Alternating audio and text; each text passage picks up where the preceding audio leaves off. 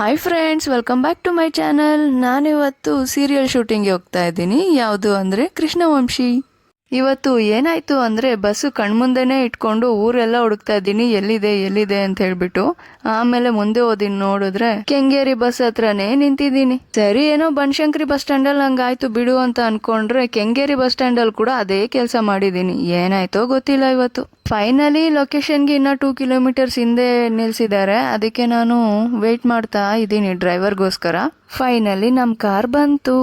So ಇವಾಗ ನಾವು shooting ಲೊಕೇಶನ್ಗೆ ಹೋಗ್ತಾ ಇದ್ದೀವಿ. ನೋಡ್ತಾ ಇರ್ಬೋದು ಲೊಕೇಶನ್ ಹೇಗಿದೆ ಅಂತ. ರೋಡಲ್ಲಿ ಜನ ಯಾರು ಓಡಾಡ್ತಾ ಇಲ್ಲ, ಯಾವುದು ಶಾಪ್ಸ್ ಇಲ್ಲ, ಏನೂ ಇಲ್ಲ. ಇದೇ ತರ ಇರತ್ತೆ ಎಲ್ಲ ಶೂಟಿಂಗ್ ಲೊಕೇಶನ್ಸು, ಇದೊಂದೇ ಅಲ್ಲ. ನಾರ್ಮಲಿ ಯಾವುದೇ ಶೂಟಿಂಗ್ ಆಗಲಿ ಊರಾಚೆ ಮಾಡೋದ್ರಿಂದ ಇದೇ ತರ ಇರತ್ತೆ.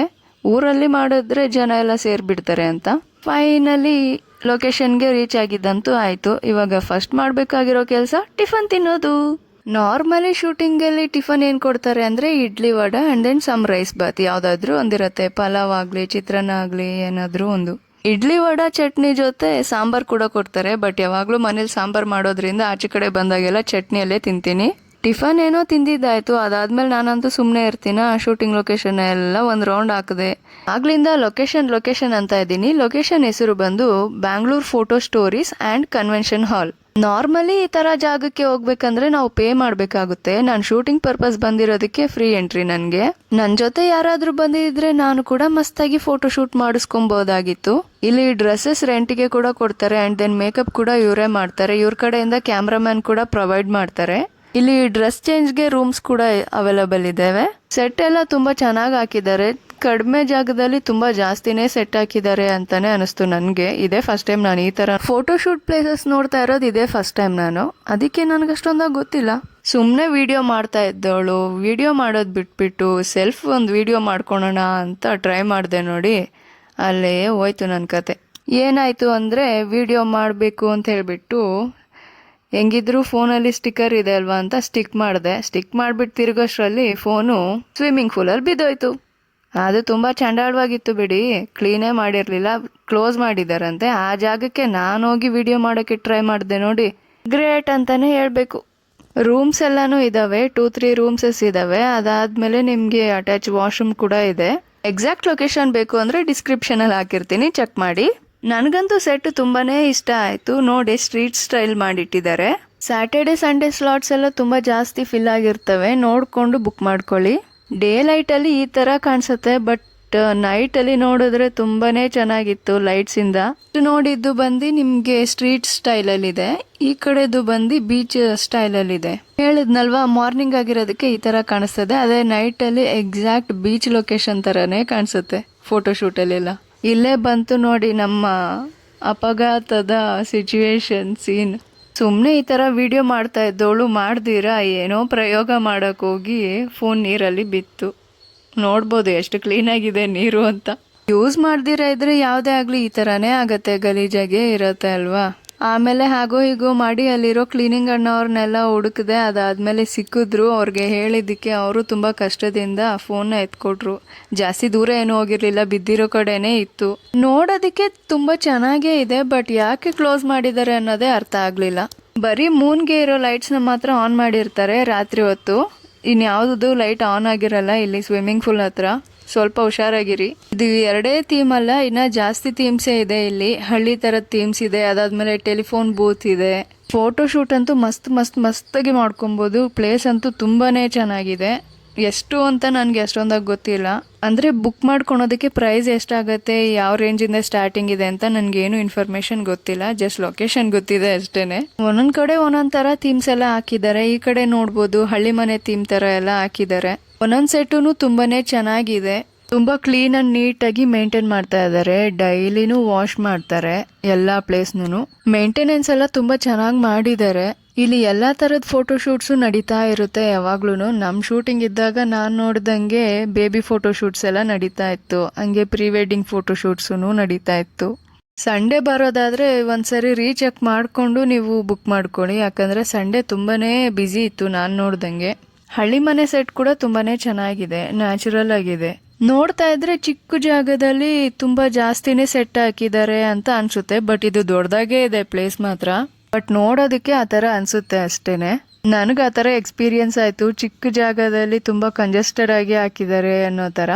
ಬಟ್ ನಾನು ಫಸ್ಟ್ ಫ್ಲೋರ್ಗೆ ಹೋಗಿ ನೋಡಿದ್ಮೇಲೆ ಗೊತ್ತಾಯಿತು ತುಂಬ ದೊಡ್ಡದಾಗೇ ಇದೆ ಜಾಗ ಅಂತ. ಆಲ್ಮೋಸ್ಟ್ ಎಲ್ಲ ವಿಡಿಯೋ ಮಾಡ್ಕೊಂಡು ಬಂದಿದ್ದಾಯಿತು. ಆದ್ರೂ ಇನ್ನು ಸೆಟ್ ಹಾಕಿದ್ದು ಮಾತ್ರ ಕಂಪ್ಲೀಟ್ ಆಗಿಲ್ಲ, ಮದುವೆ ಮಂಟಪ ಸೆಟ್. ಸೊ ಅದಕ್ಕೆ ನಾನು ಮತ್ತೆ ವಾಪಸ್ ಹೋದೆ. ಇನ್ನ ಜಾಸ್ತಿನೇ ಪ್ಲೇಸಸ್ ಇದಾವೆ ವಿಡಿಯೋ ಮಾಡೋದಕ್ಕೆ ಅಂತ. ಇವಾಗ ನೋಡ್ತಾ ಇದ್ರೇನೆ ಇಷ್ಟು ಚೆನ್ನಾಗಿದೆ. ಇನ್ನ ನೈಟ್ ಲೈಟಲ್ಲಿ ಊಹಿಸ್ಕೊಳ್ಳಿ ಯಾವ ಥರ ಇರುತ್ತೆ ಅಂತ. ಹೇಳಿದ್ನಲ್ವಾ, ಆಲ್ರೆಡಿ ಫೋಟೋಶೂಟ್ಗೆ ಕಸ್ಟಮರ್ಸ್ ಎಲ್ಲ ಬಂದಿದ್ದೆ ಆಯಿತು. ಮೇಲೆಯಿಂದ ನೋಡೋದಕ್ಕೆ ವ್ಯೂ ಈ ಥರ ಕಾಣಿಸುತ್ತೆ. ತುಂಬ ದೊಡ್ಡದಾಗೇ ಇದೆ ಜಾಗ, ನೋಡ್ಬೋದು. ಚಿಕ್ಕದಾಗಿ ಇಲ್ಲೊಂದು ಬಾರ್ ಸೆಟ್ ಕೂಡ ಇದೆ, ನೋಡ್ಬೋದು ಮೇಲೆಯಿಂದ ವ್ಯೂ ಯಾವ ಥರ ಕಾಣಿಸುತ್ತೆ ಅಂತ. ನಾನೇನೋ ಇಷ್ಟೇ ಇರೋದು ಬಿಡು ಸೆಟ್ಟು, ಇನ್ನು ಎಲ್ಲಾನು ವಿಡಿಯೋ ಮಾಡಿದ್ದಾಯ್ತು ಅಂತ. ಇನ್ನ ಸೆಟ್ಸ್ ಎಲ್ಲ ಸಿಗ್ತಾನೆ ಇದಾವೆ ಫೋಟೋಶೂಟ್ಸ್ದು. ಸರಿ, ಹಾಗೆ ಎಲ್ಲ ವಿಡಿಯೋನು ಮಾಡಿಕೊಂಡು ನೆಕ್ಸ್ಟ್ ಇನ್ನು ಸೆಟ್ ಹತ್ರ ಹೋದ್ರೆ ಇನ್ನೂ ಸೆಟ್ ಹಾಕೇ ಇಲ್ಲ. ನಾನು ಬಂದಾಗಿಂದ ನೋಡ್ತಾ ಇದ್ದೀನಿ 2-3 ಟೈಮ್ಸ್ ಸೆಟ್ ಹಾಕೋದು ತೆಗಿಯೋದು ಅದರಲ್ಲೇ ಟೈಮ್ ಹೊರಟೋಯ್ತು. ಈ ಗ್ಯಾಪಲ್ಲಿ ನನ್ನ ಕ್ಯಾರೆಕ್ಟರ್ ಏನಂದ್ರೆ, ಇವಾಗ ನಾನು ಹೀರೋಯಿನ್ಗೆ ಮೇಕಪ್ ಆರ್ಟಿಸ್ಟ್ ಅಂತ. ಅಂದ್ರೆ ಇವಾಗ ವೆಡ್ಡಿಂಗ್ ಸೀನ್ ನಡೀತಾ ಇದೆ. ಸೊ ಅದರಲ್ಲಿ ಬ್ಯಾಕ್ ಗ್ರೌಂಡ್ ಅಲ್ಲಿ ಬೇರೆಯವ್ರು ಹಾಕಿರ್ತಾರೆ ಮೇಕಪ್ನ, ನಾವು ಸುಮ್ಮನೆ ಆಕ್ಟಿಂಗ್ ಮಾಡಿ ತೋರ್ಸೋದು ನಾವೇ ಹಾಕಿದ್ವಿ ಅನ್ನೋ ಥರ ಅಷ್ಟೇನೆ. ನಿಜ ಹೇಳ್ಬೇಕು ಅಂದ್ರೆ ನನಗೇನೆ ಮೇಕಪ್ ಮಾಡ್ಕೊಳಕ್ ಬರೋದಿಲ್ಲ. ನನ್ಗೇನೆ ಇನ್ನು ನಾನು ಬೇರೆಯವ್ರಿಗೆ ಮೇಕಪ್ ಮಾಡ್ತೀನಾ? ಚಾನ್ಸೇ ಇಲ್ಲ. ಲೊಕೇಶನ್ ಮಾತ್ರ ತೋರಿಸ್ತಾ ಇದ್ದೀನಿ ಆಗ್ಲಿಂದ, ಅದಕ್ಕೆ ನೇಮ್ ಬೋರ್ಡ್ ಕೂಡ ತೋರ್ಸೋಣ ಅಂತ ಆಚೆ ಬಂದೆ. ಆಕ್ಚುಲಿ ಇದಕ್ಕೆ 2 ಗೇಟ್ ಇದೆ. ನಾನು ಬಂದಿದ್ದು ಫ್ರಂಟ್ ಗೇಟಿಂದ. ನಾನು ಆಗ್ಲೇ ಕೂತಿದ್ನಲ್ಲ, ಅಲ್ಲಿಂದ ಬಂದ್ರೆ ನಿಮಗೆ ಸೆಕೆಂಡ್ ಗೇಟ್ ಸಿಗುತ್ತೆ. ಎಂಟ್ರಿ ಆಗ್ತಾ ಇದ್ದಂಗೆನೆ ಎಂಟ್ರೆನ್ಸ್ ಈ ಥರ ಇರುತ್ತೆ ಒಳಗಡೆ ಬರೋದಕ್ಕೆ ಹಾಲ್ಗೆ. ನಾನು ಚಿಕ್ಕವಳಿದ್ದಾಗ ನೋಡ್ತಾ ಇದ್ದಿದ್ದು ಕೆಲವೇ ಸೀರಿಯಲ್ಸು. ಆ ಸೀರಿಯಲ್ಸಲ್ಲಿ ಅಮೃತವರ್ಷಿಣಿ ಕೂಡ ಒಂದು. ಇವಾಗ ನಮ್ಗೆ ಯಾಕೆ ಆ ಕತೆ ಎಲ್ಲ ಹೇಳ್ತಾ ಇದೀಯ ಅಂತ ನೀವು ಕೇಳ್ಬೋದು. ಯಾಕೆ ಅಂದರೆ ಇವತ್ತು ನನ್ನ ಫಸ್ಟ್ ಸೀನ್ ಇದ್ದಿದೆ ಅಮೃತ ಅವ್ರ ಜೊತೆ, ಅದಕ್ಕೆ ಹೇಳ್ತಾ ಇದ್ದೀನಿ. ನಾನು ಚಿಕ್ಕವಳಿದ್ದಾಗ ನೋಡಿದ್ದು, ಬಟ್ ಇವಾಗ ನೋಡಿದ್ರು ಅವ್ರು ಹಾಗೇನೇ ಇದ್ದಾರೆ. ತುಂಬ ಚೆನ್ನಾಗಿ ಮೇಂಟೈನ್ ಮಾಡಿದ್ದಾರೆ ಬಾಡಿ ಆ್ಯಂಡ್ ಹೆಲ್ತ್ನ. ಅದಕ್ಕೇನೆ ಎಲ್ಲರೂ ಹೇಳೋದು ಫಿಟ್ ಆಗಿರಬೇಕು ಅಂದರೆ ಮೇನ್ ಥಿಂಗ್ ಏನಂದರೆ ಡೈಲಿ ಎಕ್ಸಸೈಸ್ ಮಾಡಬೇಕು and then healthy habits, healthy ಡಯಟ್ನ ಫಾಲೋ ಮಾಡಬೇಕು.